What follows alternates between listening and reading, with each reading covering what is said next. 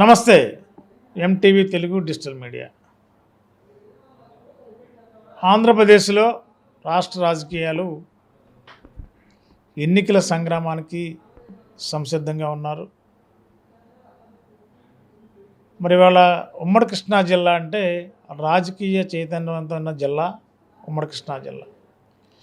ఎందరో ఉద్దండులు, పిన్నమనేని వెంకటేశ్వరరావు గారు, పిన్నమనేని కోటేశ్వరరావు గారు కుమారుడు పిన్నమనేని వెంకటేశ్వరరావు గారు, అదేవిధంగా పాలడుగు వెంకటరావు గారు, మొక్కుపాటి వెంకటేశ్వరరావు గారు, వసంత నాగేశ్వరరావు గారు, కటారి సత్యనారాయణ గారు, ఇంతమంది ఉద్దండుల్ని ఈ జిల్లా రాజకీయాలు చేసిన ఈ కృష్ణా జిల్లా ఉమ్మడి కృష్ణా జిల్లాలో మరి నూజివీడు నియోజకవర్గానికి ఒక పెద్ద పేరు, ఒక ప్రత్యేకత ఉంది. ఎన్నో సంవత్సరాలుగా నూజివీడు జమీందారుల నియోజకవర్గంగా ఒక పేరుగాంచి ఉంది. అలాంటి నియోజకవర్గంలో బీసీలకు కూడా ప్రాధాన్యత ఉంది. బీసీలకి పట్టం కట్టాలని చెప్పి స్థానికంగా ఉన్న ప్రజలు ఎప్పటి నుంచి ఎదురు చూస్తున్నారు.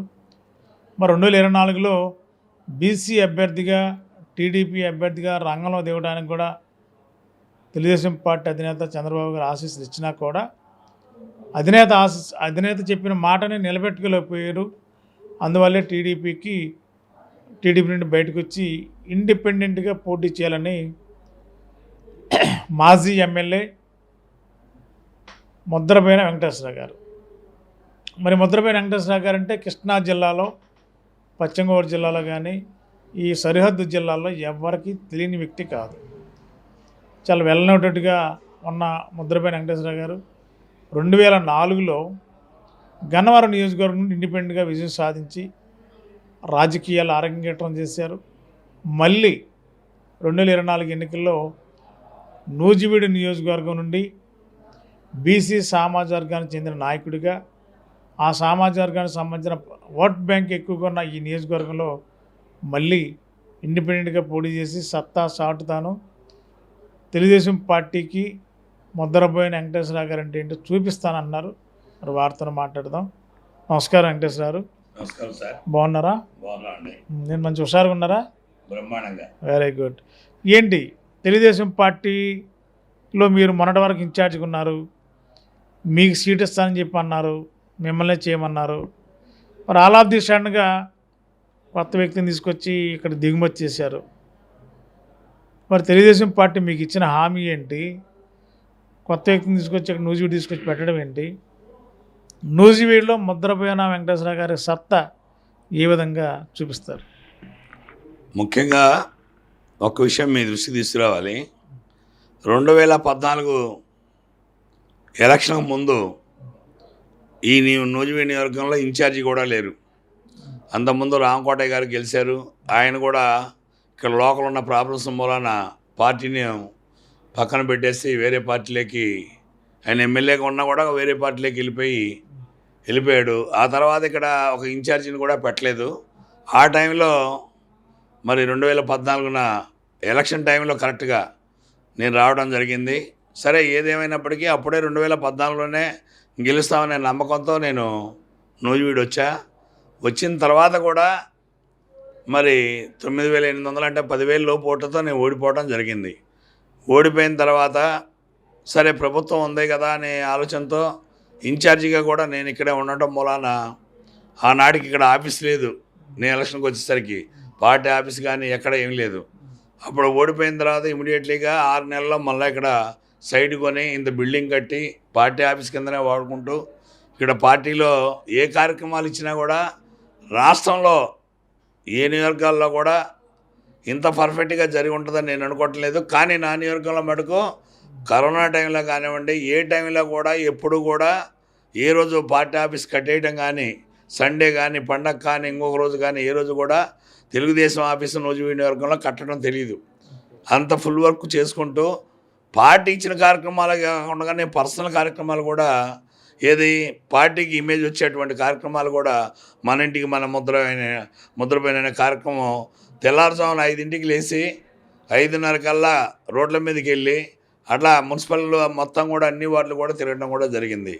ఇన్ని చేసినప్పటికీ కూడా మరి 2019 ఎలక్షన్కి వచ్చేసరికి మొన్న జరిగినటువంటి ఎలక్షన్స్లో జగన్మోహన్ రెడ్డి గారి గాలి దాని మూలన అందరం కూడా రాష్ట్రం మొత్తం కూడా 151 సీటుతో ఆయన గెలవడం జరిగింది. ఒక్క విషయం నేను ఆ రోజున్న పరిస్థితుల్లో ఆ రోజు చంద్రబాబు నాయుడు గారు కూడా 2014లో 75,000 ఓట్లు దాదాపుగా వచ్చినాయండి. ఆయనకు కూడా 2019కి వచ్చేసరికి 35,000 ఓట్ల మెజార్టీతోనే గెలిచాడు. అంటే 40,000 ఓట్లు ఆయనకు కూడా లాస్ జరిగింది. అదేవిధంగా మరి ఇవాళ చెబుతున్నాడు ఆయన గెలవడనే ఉద్దేశంతో నేను సీటు మార్చానని చెబుతున్నాడు. మరి నేను గెలవనన్నప్పుడు 2024 వరకు 19లోనే ఓడిపోయాను. ఓడిపోయినప్పుడే చెప్పాలి నువ్వు వెంకటేశ్వరరావు ఈ తప్ప నేను సీటు మారుస్తానన్నా లేకుండా కానీ 2019 నుంచి 24 అంటే 2014, 19, 24 వరకు ఇప్పటి వరకు ఎంత డబ్బు ఖర్చు పెట్టాము, ఎంత పార్టీకి స్పెండ్ చేసాము, మీ పబ్లిక్ మీటింగ్లకి ఎంతెంత పెట్టాము, ఇవన్నీ కూడా ఏమీ లేకుండా శుభ్రంగా వాడేసుకొని పార్టీకి 24 గంటలాగా మొన్న సీట్ ఎవరికో ఇవ్వడం జరిగింది. ఆ సీట్ ఇచ్చేటప్పుడైనా కనీసం ఈ నియోజకవర్గానికి ఒక ఇన్ఛార్జి ఉన్నాడు, ఆ ఇన్ఛార్జిని సంప్రదించాలి. లేదు పక్కన అతనికి ఇస్తున్నా మీరంతా చేయండి అని చెప్పడం కానీ ఏ ఒక్క మాట కూడా నాతో మాట్లాడకుండా నెల రోజుల ముందు ఎక్కడ ఈయన మీటింగ్లో చెప్తాడు ఏమని పక్క చెత్తను తీసుకొచ్చి ఇంకొక ఊర్లో వేస్తే ఆ చెత్త కాకుండా పోద్దా బంగారం అవుద్దా అన్నాడు. ఈయన జగన్మోహన్ రెడ్డి గారి దగ్గర ఎమ్మెల్యేగా ఉన్నటువంటి పార్థసారథి మరి ఆ చెత్తను తీసుకొచ్చి నూజివీడులో ఎందుకు పెట్టాడో ఇవాళ చంద్రబాబు నాయుడు చెప్పాలి. అది ఆల్రెడీ చంద్రబాబు గారు వైఎస్ఆర్సీపీ అభ్యర్థుల్ని రాయలసీమ జిల్లాలో కొన్ని చోట్ల మార్చినప్పుడు ఆ అభ్యర్థుల్ని అక్కడ పనికిరాని చెత్త పక్క కాన్స్టిట్యున్సీలో పనికి వస్తాడని చెప్పి మీరు అన్నట్టే కామెంట్ చేసిన చంద్రబాబు గారు మరి ఎక్కడ కృష్ణా జిల్లాలో విజయవాడ పక్కన ఉన్న పెనమలూరు నియోజకవర్గం సారథి గారిని తీసుకొచ్చి నూజివీడులో పెట్టడం అంటే మరి ఏ చెత్త కరెక్ట్ అనేది మీరు ఆలోచిస్తున్నారు? ఇప్పుడు ఆయనకు కావాల్సింది చెత్త మనుషులు అనేది అర్థమైపోయింది ఒక మాటలో చెప్పాలంటే. రెండోది ఏంటంటే same community, same BC, same community. ఏంటి తేడా ఆయనకు నాకు? ఏంటి ఆ తేడా చెప్పాలి. లేదంటావా నేనేమన్నా నా నియోజకవర్గంలో ఈ 10 సంవత్సరాల్లో అధికారం ఉన్నప్పుడు కానీ అధికారం లేనప్పుడు కానీ పార్టీకి పనిచేయకపోవడం కానీ పార్టీలో లబ్ధి పొందినట్టు కానీ ఏదైనా ఎక్కడైనా ఒక నయా పైసా తప్పు చేసినట్టు కానీ నేను ఛాలెంజ్ చెప్పా. ఇంకోటి ఏంటంటే అదే కాకుండా ఈ 10 సంవత్సరాల్లో మీరు ఎన్ని సర్వేలు చేయించుకున్నారో నాకంటే బెటర్గా అతను బెస్ట్ అని కానీ అనిపిస్తే నేను రాజకీయం వదిలేస్తానని చెప్పా. ఇదే సవాల్ కూడా ఇస్తే ఆ రోజు. అంటే మిమ్మల్ని ఇన్ఛార్జిగా టీడీపీ నూజివీడు నియోజకవర్గానికి ఇన్ఛార్జిగా ఉన్నారు. ప్రజాస్వామ్యంలో రాజ్యాంగబద్ధంగా ఒక పదవిలో ఉన్నప్పుడు రాజ్యాంగ పదవైనా లేకపోతే పార్టీ పదవైనా చెప్పి ఇలా కాదని చెప్పి చేయాలి కదా, ఎక్కడైనా ఏ పార్టీ అయినా చెప్పాలండి. మరి అలాంటి పరిస్థితి లేకుండా మిమ్మల్ని మీకు ఇన్ఫర్మేషన్ లేకుండా మిమ్మల్ని రిమూవ్ చేసి అసలు పార్టీలో జాయిన్ కాకుండా ఉన్న అభ్యర్థిని తీసుకొచ్చి పార్టీ ఇన్ఛార్జిగా ప్రకటించడం అంటే అది మీరు తెలుగుదేశంలో మీరున్నప్పుడు కానీ అక్కడ ప్రజాస్వామ్యం ఏ విధంగా పరిడిల్తుందని చెప్పి మీరు అనుకుంటున్నారు. ఇక్కడ వాస్తవంగా సార్ ఇక్కడ తెలుగుదేశంలో ఆ సిస్టమే లేదు ఇప్పుడు. మరి గతంలో ఎలాగుందో నాకు తెలియదు కానీ 10 సంవత్సరాల నుంచి నేను చూశాను కదా. కానీ ఎప్పుడు ఎక్కడ జరగనటువంటి విధంగా అతనే ఎమ్మెల్యేగా ఉన్నాడు, వైఎస్ఆర్ పార్టీ ఎమ్మెల్యేగా ఉన్నాడు. ఇక్కడికి వచ్చి కనీసం ఈ పార్టీలో చేరానని ఎప్పుడు చేరాడో మొన్న 26వ తారీఖు అప్పటికి వచ్చి 4 రోజులు అయింది. ఆయన ఇన్ఛార్జిగా కూడా ప్రకటించారు.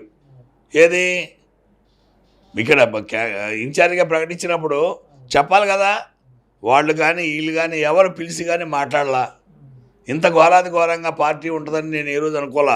ఇది అసలు పార్టీయేనా? పార్టీ విధి విధానాలు ఇదేనా మీరు చేసే కార్యక్రమాలు? పైగా ఇక్కడ ఉన్నటువంటి నాయకులు కూడా కొంతమంది అతను పార్టీలో చేరకముందే వీళ్ళు బుక్కేళ్ళు తీసుకెళ్ళి ఇవ్వటం. ఏది ఒక వర్గంలో కొంతమంది వ్యక్తులు దేనికి వెళ్ళారని అంటే మాకు పైనుంచి చెప్పారండి, జిల్లా ప్రెసిడెంట్ చెప్పాడని అంటారు. ఇలాంటి జిల్లా ప్రెసిడెంట్కైనా అక్కడ ఒక ఇన్ఛార్జి ఉన్నాడు, ఇన్ఛార్జి సంప్రదించకుండా వెళ్ళొచ్చండి?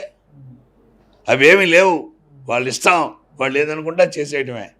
అది కాకుండా ఇంకొక విషయం ఏంటంటే ఇక్కడ ప్రతి విషయంలో కూడా బీసీలను అనగదొక్కే కార్యక్రమం కొంతమంది వ్యక్తులు చేస్తున్నారు. తెలుగుదేశం పార్టీ అంటేనే బీసీల పార్టీ అని చెప్పి చంద్రబాబు గారు అంటున్నాడు. ఇప్పుడు ఆయన అన్నాడు కదా, ఇప్పుడు ఎన్ని సీట్లు ఇచ్చాడో బీసీలకి, అవతల పార్టీ ఎన్ని సీట్లు ఇచ్చిందో ఓసారి పార్లమెంట్కి కానివ్వండి, ఎమ్మెల్యేలకు కానివ్వండి మాట్లాడమనండి. ఆల్రెడీ ఏలూరు పార్లమెంటుకి వైసీపీ బీసీ అభ్యర్థిని ఇచ్చారు. మరి ఇంక ఏలూరు పార్లమెంట్కి బీసీ అభ్యర్థా లేకపోతే ఓసీ అభ్యర్థి అని ఇంకా క్లారిటీ లేదు. పొత్తుల్లోకి వెళ్ళారు. మరి బీసీల పట్ల చిత్తశుద్ధి ఉందని చెప్పి అన్నప్పుడు బీసీలకి న్యాయం చేస్తాం. మీరు ఒక బీసీ సామాజిక సమితి నాయకుడు, మరి మిమ్మల్ని గౌరవించడం ఇదేనా టీడీపీ పద్ధతి మీరు భావిస్తున్నారా? ఒకటండి, ఇక్కడ గౌరవించడం అనేది బీసీలని అసలు ఆ పార్టీలోనే నాకు ఈ తెలిసినంత వరకు ఈ 10 ఏళ్ళ నుంచి నన్ను అనేక మంది ఇబ్బందులు పెట్టినా కూడా నేను ఒక శాసనసభ్యుడిగా చేస్తున్నాను. నా అనుభవం ప్రకారం ఇక్కడ నడుపుకొచ్చానే కానీ వాళ్ళ విధి విధానాలు వెనకాలండి ఎన్నుపోటు పొడిచిన వాళ్ళు పేర్లు చెప్పాలంటే చాలా ఉన్నాయి. అవి కూడా చెప్పాను నేను చంద్రబాబు నాయుడు గారికి గతంలో చెప్పాను. ఏది 2014 నేను ఈ రకంగా ఓడిపోయాను, దీని కారకులు వీళ్ళని కూడా చెప్పాను. కానీ వాళ్ళ మీద ఏ చర్యలు తీసుకోరు. మీకు మీ సర్వేలో చాలా బాగుంది, ముద్రపల్లి వెంకటేశ్వరరావు గారు గెలుస్తారు అని మీకు చెప్పినప్పుడు మరి ఇంతలోనే మీ సర్వేలో ఏమైనా ఫాల్స్ వచ్చిందా? మీరు గెలవరని చెప్పి వాళ్ళకున్న రిపోర్ట్స్ ఏంటి? లేదంటే ఇక్కడ దిగుమతి అయిన అభ్యర్థి పార్టీలో నిజాయితీకి వచ్చినట్ట, లేదా పార్టీ ఏమైనా బేరసారాల మధ్య నడిచిందని చెప్పి మీరు భావిస్తున్నారా? నేను అనుకోవటం నోటికి నోరుపాళ్ళు. అతనేమంటాడు, నేను పెనవలూరు అడిగాను నూజివీడు వెళ్ళమన్నారని అంటాడు. నూజివీడు వెళ్ళమన్నాడికి కారణం ఏంటి? అక్కడ చెత్త ఇక్కడ పనికి వస్తుందని నమ్మకం నీకుందా? ఒకటి. రెండోది ఏంటంటే యనమల రామకృష్ణ గారు దీనికి ఆజ్యం పోసాడనే ఒక నమ్మకం నాకైతే ఉంది. ఎందుకంటే నాకు ఆ రోజు కూడా 2014లో నేనే సీట్ ఇప్పిస్తానని ఆయనే పిలుచుకెళ్ళాడండి. అలాంటి వ్యక్తి ఆయన దగ్గరికి 2 సార్లు వెళ్ళా. ఏది యనమల రామకృష్ణ గారు, మీరు ఇలాగా కేపీ రెడ్డి గారు వాళ్ళ అబ్బాయి వచ్చి ఇక్కడ సీట్ ఏదో ఆశించాడనో లేకుండా ఉంటే ఆయన ఇక్కడ తిరుగుతున్నాడు, నాకు కన్ఫామ్ అయిపోయిందని తిరుగుతున్నాడు, మరి ఇది ఎంతవరకు కరెక్ట్ అంటే అదేం లేదని అన్నాడు. పైగా అతనే మాట్లాడుతూ అక్కడ ఎవరి దగ్గర సారథి దగ్గర మా కుర్రోళ్ళు 2 వెళ్ళారు. వెళ్ళిన తర్వాత యనమల రామకృష్ణ గారు ఫోన్ చేసి ఏది మన దాన్ని ఏమంటారు స్పీకర్ ఆన్ చేస్తే అదేంటి ఆయన అడిగాడంట పారసారథి, ఏమయ్యా నువ్వు ఇంకా వెళ్ళలేదేంటి సార్, నేను వెళ్ళమంటారా అని అంటే అదేంటి ఇప్పుడు వెళ్ళమన్నాను కదా అని ఆయన అన్నాడంట. ఆ ముద్రపైనతో ఒకసారి మాట్లాడకపోయారండి అంటే ఆడితో మాట్లాడటం ఇంట్లోని కూడా అన్నాడంట. మీకు సాక్షులు కూడా ఉన్నారు. మీకు టీడీపీలు అన్యాయం చేసింది ఎవరు? ప్రతి టీడీపీ ఇన్ఛార్జ్ తీసుకొచ్చి పెట్టిన వ్యక్తిని ఎలాంటి రాజకీయ ప్రలోభాలా లేకపోతే సమర్థులని చెప్పి తీసుకొచ్చి నుజువీళ్ళు పెట్టారా? ఇప్పుడు ఆయన సమర్థుడు కాదో రేపు ప్రజలు నిర్ణయిస్తారు సార్. అది దాంట్లో ఎటువంటి డోకాలు లేదు. కాకపోతే ఒకటి ఏంటంటే పార్టీ అధ్యక్షులైనా కనీసం రాష్ట్ర అధ్యక్షుడికైనా జాతీయ అధ్యక్షులకైనా సరే కనీసం ఒక జడ్జిమెంట్ ఇచ్చేటప్పుడు ఒక ఉరిశిక్ష చేసేటప్పుడైనా అడుగుతారు ఏమైనా నీ ఆఖరి కోరిక ఏంటని. అలాంటిది కూడా లేకుండా చంద్రబాబు నాయుడు గారు ఇలాంటి రకంగా ఒక బీసీ వ్యక్తిని ఇబ్బంది పెట్టాడంటే ఇంక ఈ పార్టీ ఏమొస్తుందని నమ్మకం ఉంటుందండి?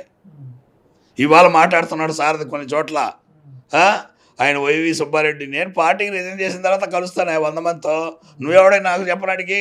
నేనేమన్నా నీలాగా పార్టీలో ఉండి నువ్వు కండవ కప్పుకోకుండా ఊరూరు తిరిగి వైఎస్ఆర్ పార్టీలో ఉండి తెలుగుదేశం అభ్యర్థి నేనని చెప్పి తిరిగింది నువ్వు.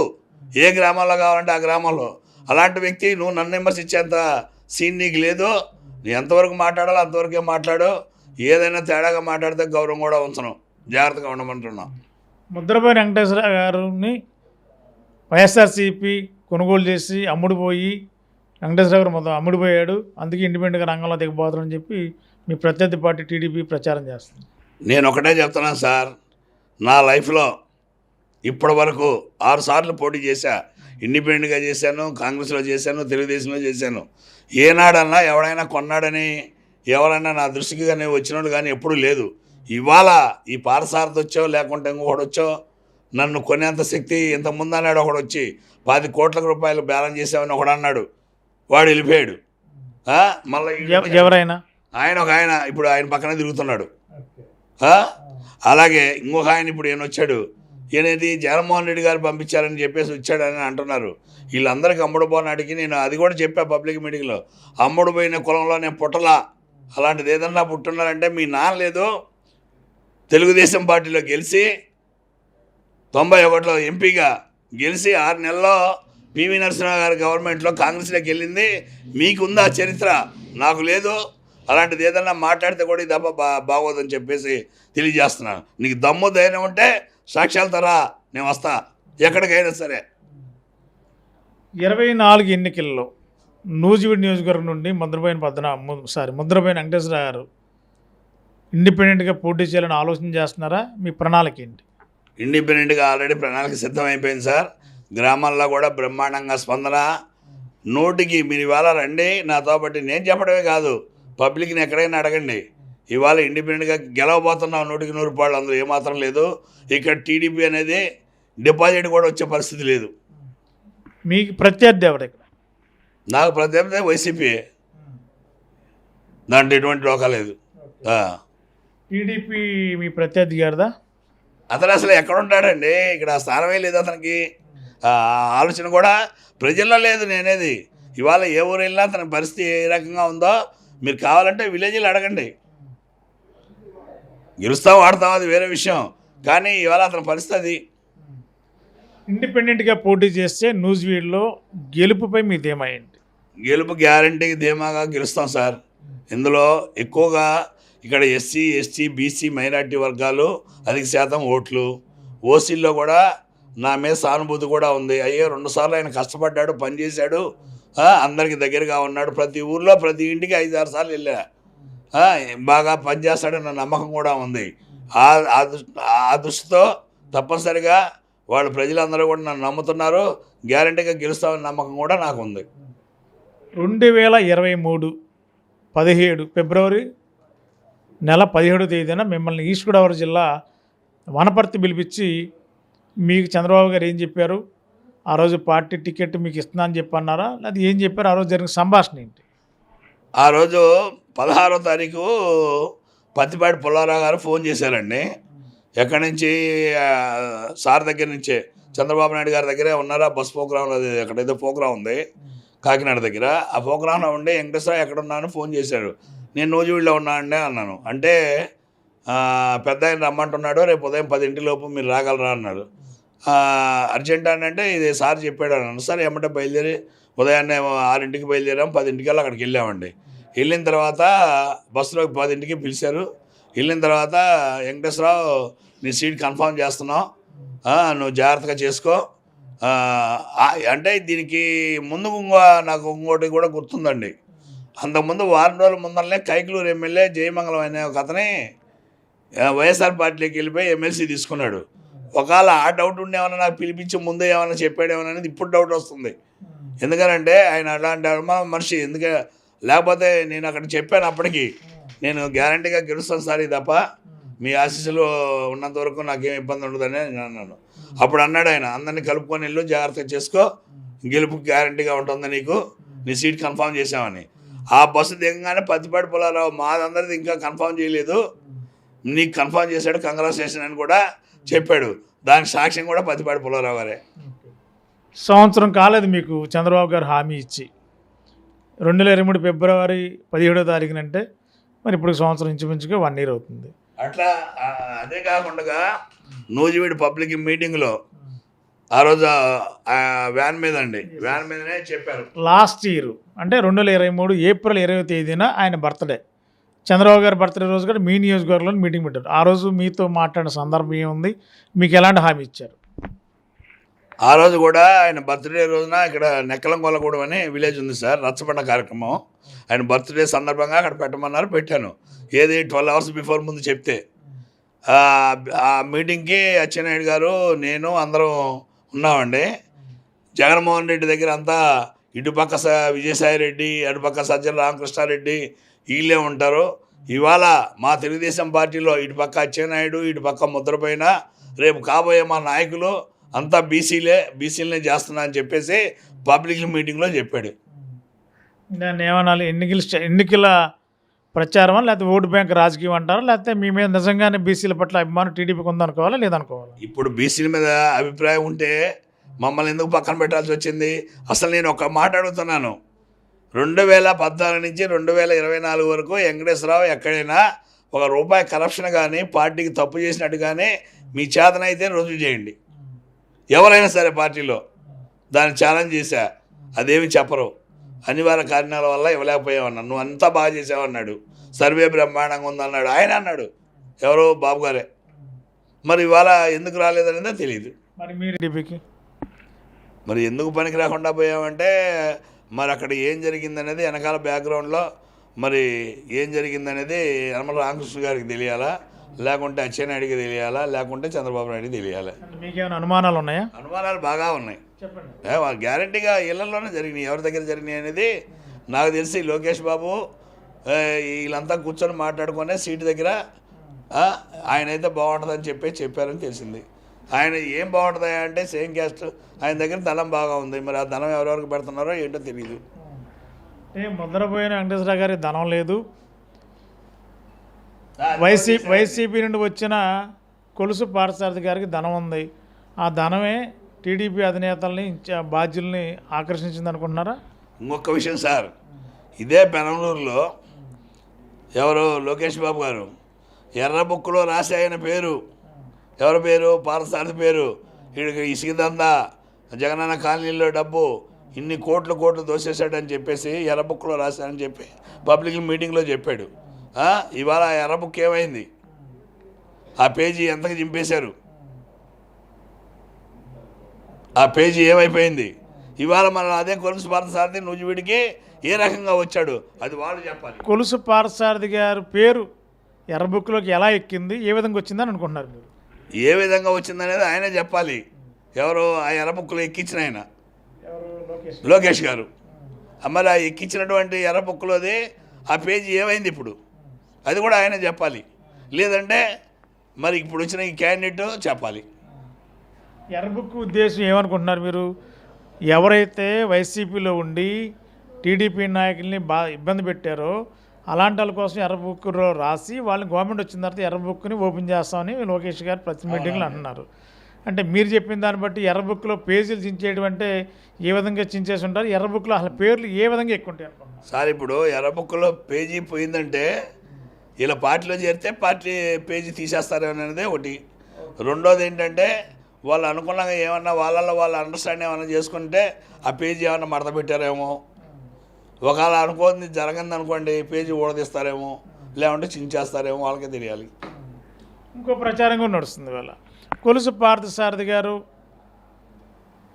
నూజివీడు నియోజకవర్గం రావడానికి, టీడీపీ అధికారంలోకి వస్తే మళ్ళీ మంత్రి అవడానికి 50 కోట్ల రూపాయల లావాదేవీలు జరిగాయని చెప్పి విస్తృతస్థాయిలో ప్రచారం జరుగుతుంది.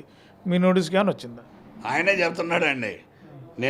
నాకు చంద్రబాబు నాయుడు గారు హామీ ఇచ్చారు, రేపు మా గవర్నమెంట్ రాగానే ఏది తెలుగుదేశం గవర్నమెంట్ రాగానే మంత్రి పదవి ఇస్తారని ఆయన ప్రతి ఒక్క మీటింగుల దగ్గర నాయకుల దగ్గర చేస్తూ ఉన్నాడు.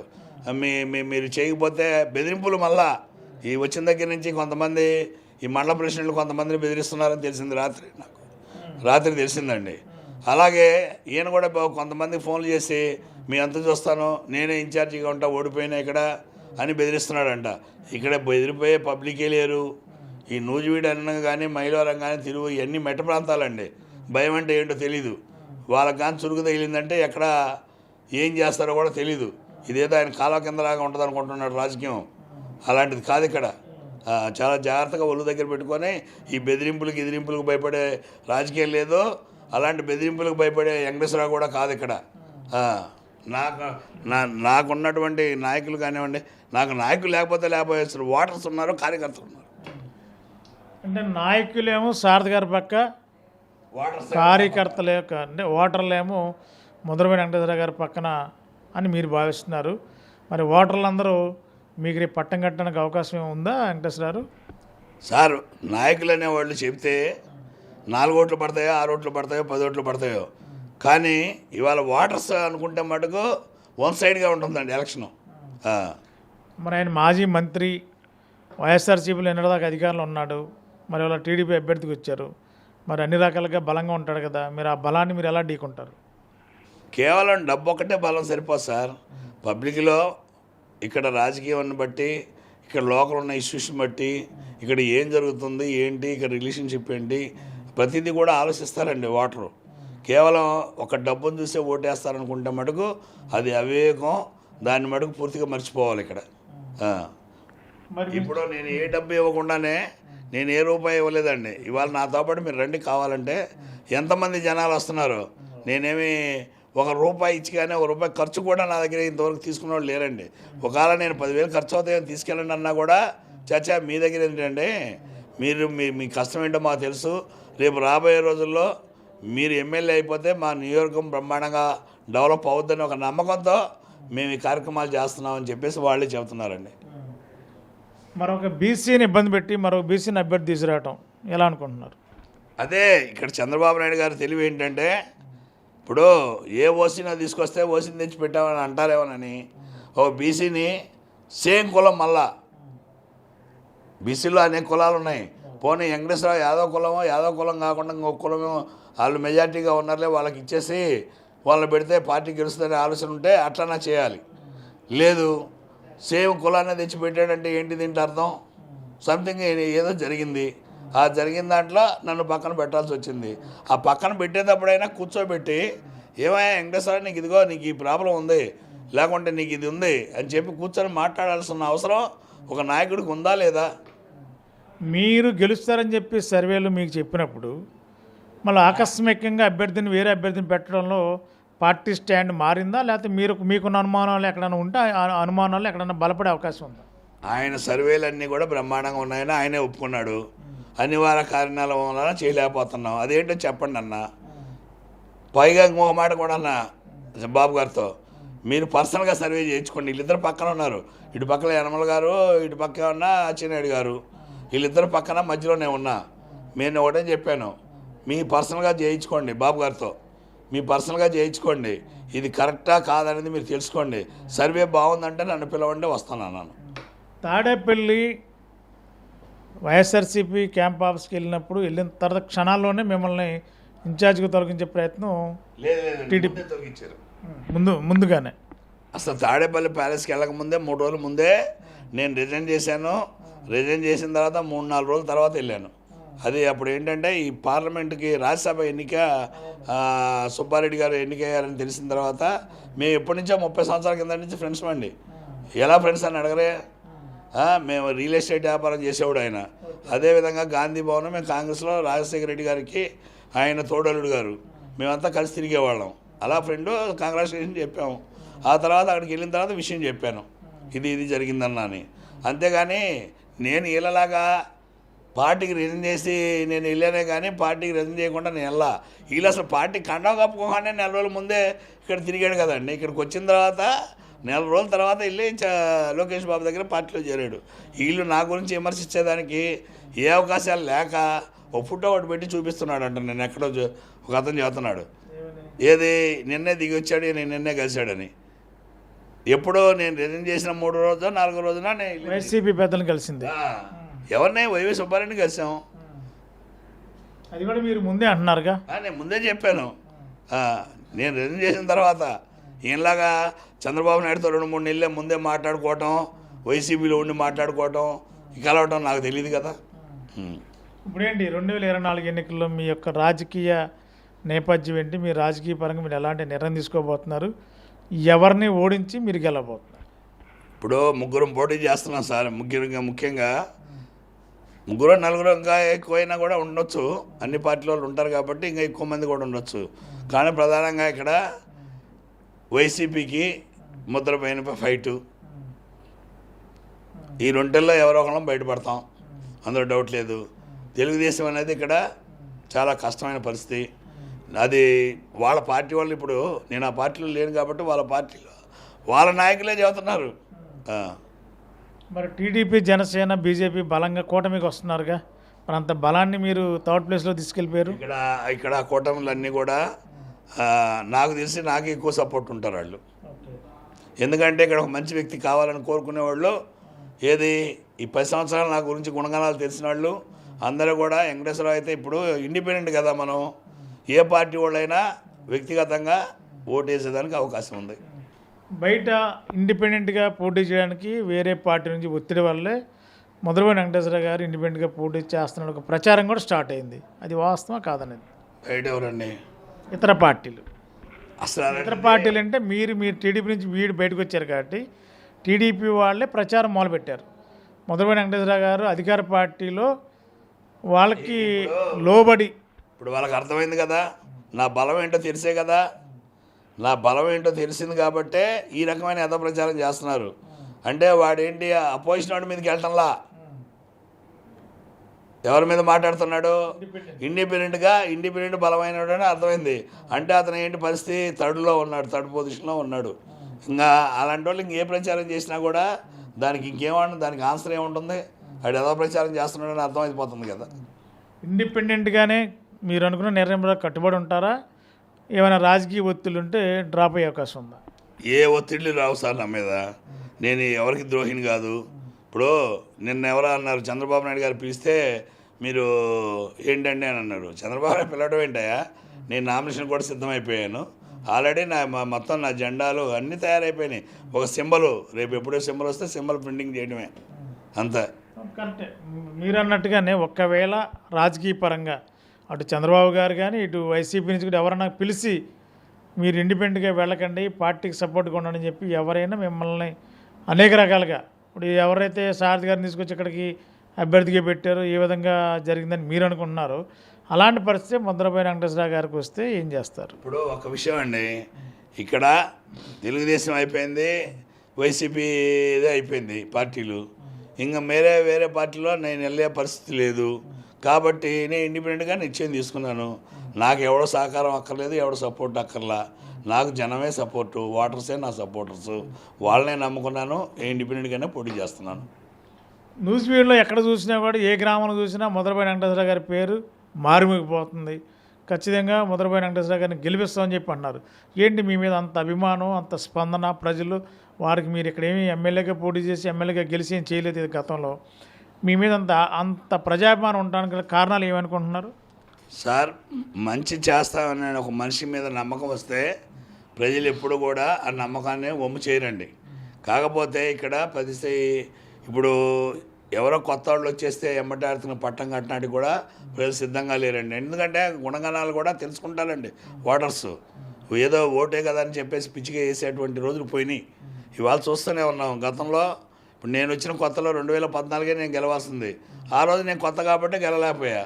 2019 మన జగన్ గారి వేవ్లో మనం గెలవలేకపోయామనేది రాష్ట్రం మొత్తం మీద అందరికీ తెలుసు. అది ఇవాళ ఎందుకు గెలుస్తారనే నమ్మకం నాకు ఉందంటే, ఈ 10 సంవత్సరాల్లో కరోనా టైంలో వాటర్ లేని టైంలో కూడా నా ట్యాంకర్లు పెట్టి వాటర్ పోసాం. కూరగాయలు ఎందుకు తెలుగుదేశంలో ఉన్నప్పుడు కూడా పార్టీలో ఉన్నటువంటి నాయకులు కూడా చాలామంది కూరగాయలు కానివ్వండి అనేక రకాలుగా కరోనా టైంలో ప్రతి నూజివీడు టౌన్లో 32 వార్డులు కూడా పంచామండి. అలాగే ఏదైనా చిన్నదైనా పెద్దదైనా మనం 2014 నుంచి 19 వరకు కూడా మనం పార్టీ కార్యక్రమాలు చేయడమే కాకుండా గవర్నమెంట్ ఉన్నప్పుడు సీఎం సహాయ నిధి కానివ్వండి ఇవన్నీ కూడా చాలా వరకు రోడ్లు కానివ్వండి ప్రతి ఒక్క పని కూడా నేను ఇన్ఛార్జిగా చేశానండి. ఆ నమ్మకం. ఇంకోటి ఏంటంటే, మనం ఎక్కడ ₹1 కరప్షను, ఒక 20 పైసా కరప్షన్ లేకుండా మీరు ఎక్కడైనా ఎవరైనా అడగండి, మా నాయకులైనా అడగండి, ఎక్కడైనా ₹1 ఇదిగో ఈ వర్క్లో తీసుకున్నట్టు కానీ ఏదైనా రుజువు చేయమనండి, రాజకీయ సన్యాసం తీసుకుంటా. ఇవాళ ఆ రకంగా వీళ్ళు ఎవరైనా ఉన్నారని ఆ ఛాలెంజ్ కట్టుబడి ఎవరైనా వస్తానంటే రమ్మనండి. ఈ సారథనైనా ఇంకొక ఆయనైనా ఎవరైనా. స్థానికంగా మీరు 10 సంవత్సరాల నుండి ఇక్కడే ఉన్నారు, ప్రజలకు అందుబాటులో ఉంటున్నారు. మరి ఈవేళ రాజకీయపరమైన ఎన్నికల నేపథ్యంలోనే మరి దిగుమతి చేసుకుని ఇక్కడ నూజివీడు అభ్యర్థిని పెట్టారు. స్థానికుడిని గుర్తిస్తారా ప్రజలు, దిగుమతి వ్యక్తిని గుర్తిస్తారా? నేను వచ్చినప్పుడు కూడా నాన్ లోకల్ కిందనే వచ్చానండి. ఇప్పుడు 10 సంవత్సరాలు ఇక్కడ ఈ ఆఫీస్ కట్టి, బిల్డింగ్ కట్టి, ఓన్గా ఈ ఆఫీస్ పెట్టి ఇక్కడే ఉండటం వలన ఇంకోటి ఏంటంటే, ఇక్కడ ఎలక్షన్లో 100కి 100 పాళ్ళు గెలవాలనే ఒక ఉద్దేశంతో నేను ఈ 10 సంవత్సరాలు కూడా నా సొంతంగా ఒక వ్యాపారం లేదండి. మొత్తం కూడా ప్రతి రూపాయి కూడా నేను సంపాదించిందంతా కూడా ఈ నూజివీడు నియోజకవర్గానికి ఖర్చు పెట్టాను. అలాగే పొలం కూడా 100 ఎకరాల పైన అమ్మేశానండి ఇప్పటికి. ఏది ఈ 10 సంవత్సరాల్లో ఈ రాజకీయంగా పోటీలు చేయడం కానివ్వండి, ఈ సంవత్సరాల వారికి మీటింగులు ఒకటి కాదండి. ఇవాళ ఒక మీటింగ్ వస్తే వాళ్ళకి ఎన్ని మీటింగులు ఎన్ని వర్క్ చేసామంటే మీకు చూపిస్తాను. నా గూడెంలో ఇవాళకి 2 ఎలక్షన్ సరిపోవడం మెటీరియల్ ఉంది. ఇంకా ఏది ఎలక్షన్ కొనేసి పెట్టానండి. ఎలాగ మనమే కదా క్యాండిడేట్ అని ఆయన చెప్పిన తర్వాత అంత చేసినా కూడా ఇవాళ లాస్ట్లో ఈ పని చేశారండి. 100% గెలుస్తా ఉన్నటువంటి రోజున కావాలని చెప్పి చంద్రబాబు నాయుడు గారు కానీ లోకేష్ గారు కానీ మరి ఎందుకు జరిగిందో ఏంటో మరి అదైతే చెప్పలేకపోతున్నారు. మరి మీరు గెలుస్తారని చెప్పి టీడీపీ చెప్పినప్పుడు ఆకస్మికంగా నిర్ణయం తీసుకోవడంలో మీ యొక్క నాయకత్వం పట్ల టీడీపీకి నమ్మకం లేదనుకుంటున్నారా? నాయకత్వం మీద నమ్మకం కాదండి, ఇది సంథింగ్ అక్కడ ఏదో జరిగింది. మీకు తెలిసిన సమాచారం ఉంటే చెప్పండి. కొంతమంది ఒక వర్గంలో కొంతమంది వ్యక్తులండి, కొంతమంది వ్యక్తులు, మళ్ళా అందరినీ కూడా అనకూడదండి, మనం తప్పుగా ఉంటుంది.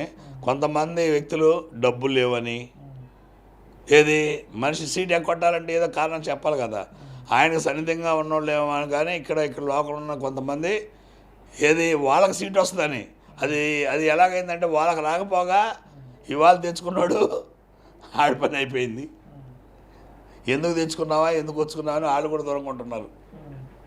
ఎందుకంటారు మరి 3 పార్టీలు గెలిచిన ధీమాగా ఉంటున్నారు కదా, మరి వాళ్ళు డల్ అయ్యే పరిస్థితి ఎందుకు వచ్చింది సారథి గారికి? వాళ్ళ పరిస్థితులు వాళ్ళకే తెలియాలి. అంటే ఇక్కడ ముద్రపోయిన వెంకటేశ్వర గారు స్ట్రాంగ్ లీడర్ కాబట్టి ఈ స్ట్రాంగ్ లీడర్ని ఢీ కొట్టడం కష్టం అని చెప్పి అన్న డైలమాలో పడ్డారా టీడీపీ వాళ్ళు? అదే కదా, దాంట్లో డౌటే లేదు. రేపేంటి మరి ఇండిపెండెంట్గా నామినేషన్ నోటిఫికేషన్ వచ్చిన తర్వాత నామినేషన్ ప్రక్రియ మీ యొక్క గ్రామాల్లో మీ ప్రజల స్పందన చూస్తే చాలా బాగుంది. మీ గెలుపు మీద మీకున్న ధీమా, ఎంత మెజారిటీతో గెలుస్తారు? మీ ప్రత్యర్థి ఆల్రెడీ వైసీపీ అన్నారు, టీడీపీ థర్డ్ ప్లేస్ అంటున్నారు, నూజివీడులో గెలిచేది టీడీపీ అని టీడీపీ అధినేత కూడా చెప్తున్నాడు. మరి ఇది కరెక్ట్ అవుతుందంట? అధినేతలు చెప్పుకుంటారండి. ఇప్పుడు ఎలక్షన్కి 2 నెలల ముందు ఎలాగుందో, మన 2 నెలల ముందు వరకు కూడా మేము కూడా అనుకున్నాం, ఏది ఈ గ్యారంటీగా ఎంతో కొంత మెజార్టీతో చంద్రబాబు నాయుడు ముఖ్యమంత్రి అవుతాడని. కానీ ఈ 2 నెలల పరిస్థితి చూసిన తర్వాత గ్యారంటీగా మళ్ళీ రాబోయే రోజుల్లో ఈ అవకాశం కనపడటం లేదనేది కనపడుతుంది క్లియర్గా. ఎందుకని మరి ఇప్పుడు ఆయన సింగిల్కి వెళ్తే గెలవడానే కదా మిగతా పార్టీని గెలుపుకెళ్తున్నాడు. ఇన్ని పార్టీలు కలవటం ఆయనకి పిచ్చింగ్ అనుకుంటున్నాడేమో, కానీ ఆ ఇన్ని పార్టీలు ఇన్ని సీట్లు ఇచ్చిన కాడనే గొడవలు మొదలైనవి. రాష్ట్రం మొత్తం మీద ఇప్పుడు అలాగే జరుగుతుంది. నూజివీడులో మీ ప్రణాళిక ఏంటి? మీరు గెలిస్తే ఏం చేస్తారు?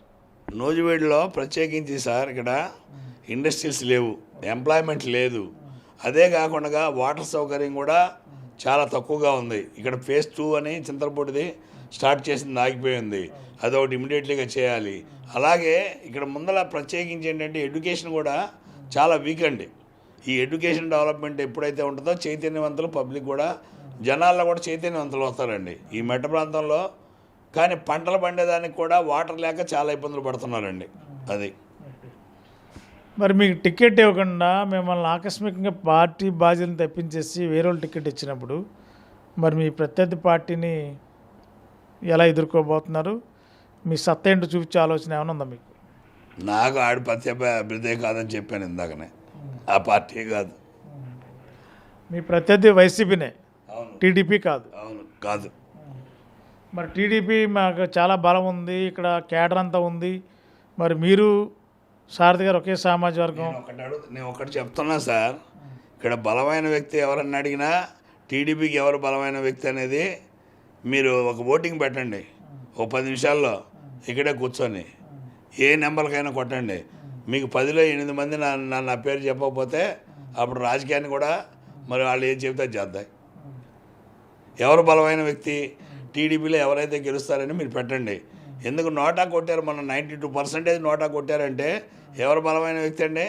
పాలసారథి బలమైన వ్యక్తి అయితే 8% అతనికి వస్తే 92% వ్యతిరేకంగా వేశారు. మరి అయినా టికెట్ ఇచ్చారుగా. ఇచ్చారని అంటే దానికే కదా మరి ఆ సీట్ ఈ రకమైన పరిస్థితికి వచ్చింది. మరి సర్వే ఐవీఆర్ఎస్ సర్వే చంద్రబాబు గారు ఫస్ట్ నుంచి నమ్ముకున్న సిద్ధాంతం అది.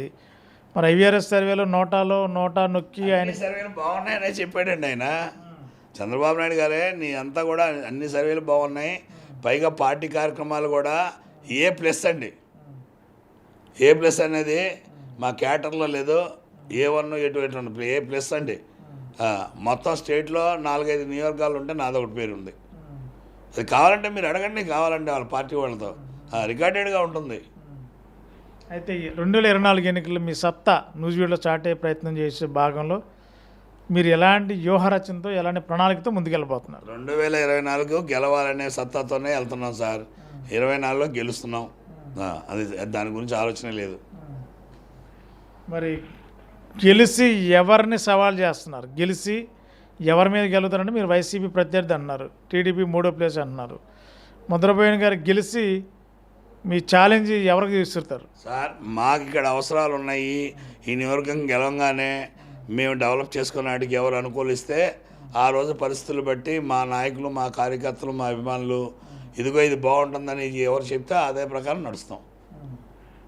ఫైనల్గా నూజివీడు నియోజకవర్గం ప్రజలకి మీరు ఏం చెప్పదలుచుకున్నారు? ఒక ఇండిపెండెంట్ అభ్యర్థిగా పోటీ చేయడానికి పోతున్నారు కాబట్టి. ఒకటి, ప్రజలందరూ కూడా మరి 10 సంవత్సరాల నుంచి కూడా ఇక్కడ నేను ఉంటూనే ఉన్నాను, ఇక్కడే నివసిస్తున్నాను. మీ ఆదరాభిమానాలన్నీ కూడా 10 సంవత్సరాల నుంచి చక్కగా చూపిస్తున్నారు. అదేవిధంగా రేపు మీరందరికీ కూడా ఒక ప్రజాప్రతినిధిగా కాకుండా మీకు సేవకుడిగా పనిచేయడానికి నేను సిద్ధంగా ఉన్నాను. రాబోయే ఇండిపెండెంట్ అభ్యర్థిగా ఉంటున్నాను కాబట్టి మీరందరూ కూడా మరి ముద్రపోయిన వెంకటేశ్వరాన్ని గెలిపించాలని చెప్పేసి మీ ద్వారా అందరినీ కోరుకుంటున్నాం. నూజివీడు నియోజకవర్గంలో రాజకీయాలు రోజు రోజుకి రంగు మారుతున్న క్రమంలో మరి నిన్నటి వరకు నూజివీడు టికెట్టు ముద్రపోయిన వెంకటేశ్వర గారికి ఇస్తానని చెప్పి టీడీపీ అధినేతలు చెప్పారు. కానీ మరి ఏమి జరిగిందో, ఎలాంటి రాజకీయాలు జరిగాయో మరి కొన్ని అనుమానాలు ఉన్నాయి అంటున్నారు వెంకటేశ్వర గారు. మరి ఈ క్రమంలోనే టికెట్ ఇవ్వకుండా విజయవాడ నుంచి వచ్చిన వ్యక్తికి టికెట్ ఇచ్చారు, టీడీపీ టికెట్. ఈ ఎన్నికల్లో ఖచ్చితంగా నేను ఇండిపెండెంట్గా పోటీ చేయబోతున్నాను. నూజివీడులో ముద్రపోయిన అనుచరగాను, ముద్రపోయిన ప్రజలు, ముద్రపోయినకి ఎంత ఆదరణ ఉందో 2022 ఎన్నికల్లో చూపిస్తాను. నా ప్రత్యర్థి వైసీపీ, 3వ ప్లేస్లో టీడీపీ ఉండబోతుంది. మోటాముళ్ళు సర్దుకుని టీడీపీ అభ్యర్థి ఇక్కడి నుంచి మళ్ళీ ఎక్కడి నుంచి వచ్చి అక్కడ పంపించడమే నా లక్ష్యం అంటున్నారు ముద్రపోయిన వెంకటేశ్వర గారు. మరి 2024 ఎన్నికల్లో విజయం నూజివీడు గడ్డపైన ఎవరు సత్తా సాడతారో చూద్దాం. మరి వీడియో జర్నలిస్ట్ సునీల్ కుమార్తో Manikyarao, MTV, Nuzvid. GV mall Ashadam KG sale. సౌందర్యం కేజీలలో, సంబరం టన్నుల్లో. కేజీలో సూరత్ చీరలు, కేజీ చీరలు 150 రూపాయల నుండి ప్రత్యేక కౌంటర్లలో. KG sale. మహిళలకు crazy sale. Fancy, high fancy, పట్టు సారీస్ సరికొత్త స్టాకుపై margin free sale. Ladies wear, kids, boys and girls వస్త్రాలపై 1+1, 1+2 ఆఫర్స్. మెన్స్ వేర్ పై 1+1, 1+2 and more combo offers. Suitings and shirtings, handlooms పై special discounts. GV mall, Vijay Vihar centre, RR Pet, Eluru.